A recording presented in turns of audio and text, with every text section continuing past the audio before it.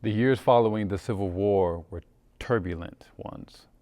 The government took on the task of rebuilding the country's shattered economy and defining the rights of 4 million newly freed Black Americans. Hi, I'm TS, and today I'm going to tell you about some of the history around Reconstruction and Black American history in the Northwest. The era was called Reconstruction, but the name did not live up to its promise. Instead, it ended with the rise of Jim Crow laws, which mandated segregation, forced blacks into second-class roles, created voter suppression, and rolled back rights. Sounds familiar, doesn't it? After Reconstruction, Southern governments regained control and many blacks became disillusioned. They were still being mandated to step off the sidewalk for white folks, working in unsafe conditions for racist bosses, and being lynched for speaking to a white woman or talking back to anyone. The report, Reconstruction in America, documents more than 2,000 black victims of lynchings between 1865 and 1876. With all this in mind, they decided to leave the South in search of the promised land in places like Roslyn and Ronald, Washington. Coal mining took off in Washington in the 1800s after Northern Pacific Railroad's transcontinental route reached Tacoma. Rich coal deposits were found in lands owned by Northern Pacific Coal Company. Company towns sprung up along the rail lines in Kittitas and King counties. One of those towns was Roslyn, founded in 1886. In its first year, coal mining was at its peak, with workers harvesting up to 200 pounds of coal per day. That boom was short-lived. In August 1888, the miners organized under the Knights of Labor Union and threatened to strike if the coal company did not make an improvement to salary and working conditions. The company did not capitulate and brought in African American and European immigrants to work in the mines. The task of recruitment of African American miners was given to James, Big Jim Shepherdson, but the coal company and Shepherdson's actions came with consequences. On August 11, 1888, the Knights of Labor persuaded the white miners to strike. Roslyn immediately became a hotbed of contention, and on August 21st, Shepherdson and 50 miners and 40 armed guards arrived, where they were met with resistance and some threats of violence, prompting the governor to visit to defuse the situation without success. Throughout the following years, near-race riots erupted.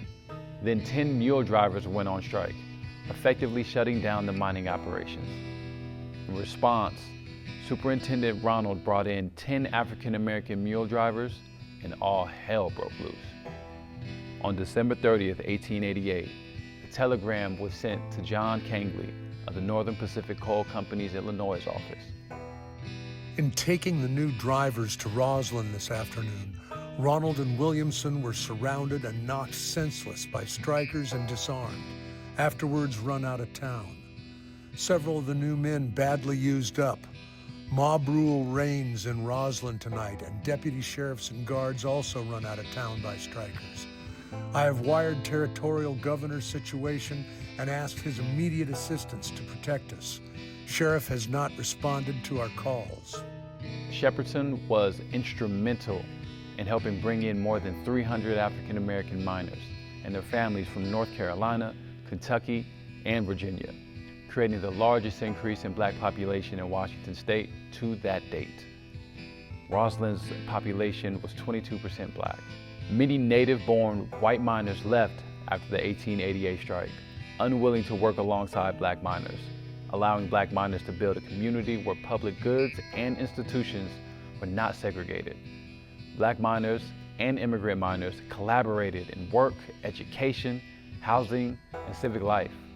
Black families played a vital role as cultural mediators, helping immigrants adapt to American customers and creating a community where everyone belonged.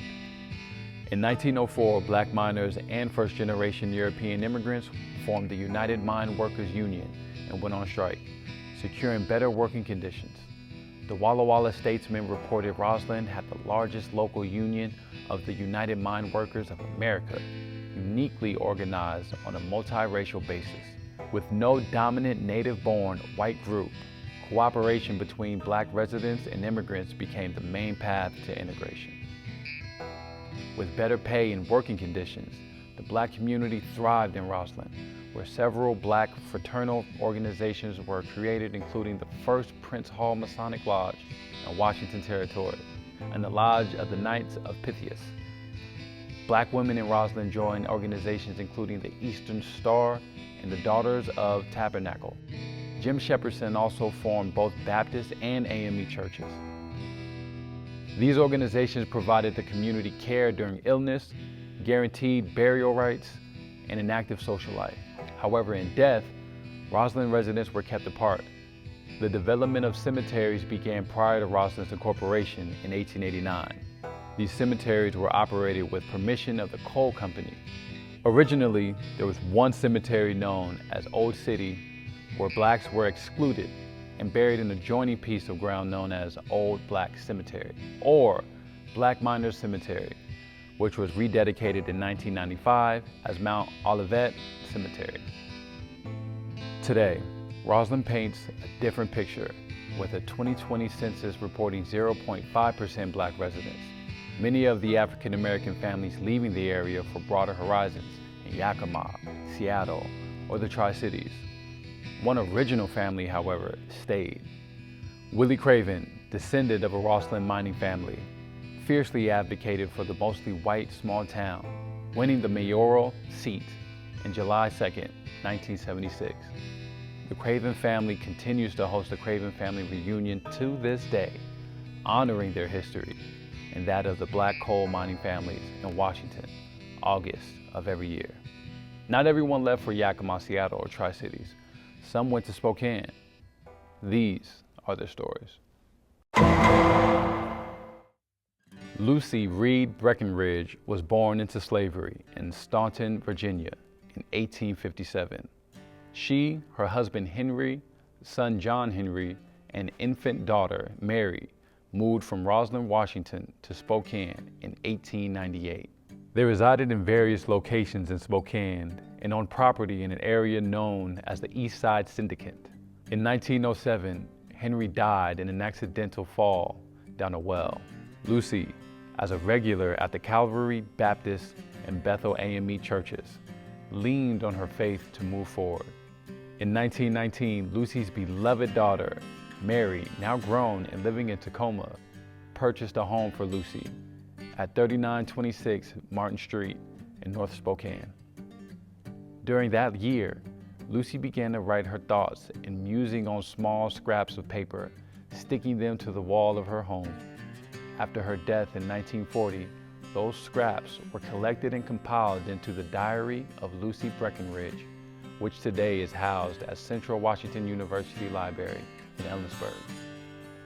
The diary allows students and faculty to experience life through the eyes of an African American pioneer.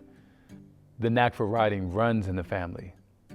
Geraldine Williamson, Lucy's great-granddaughter, wrote the chronicle African Americans in Spokane, arguably the definitive book on black history in Spokane.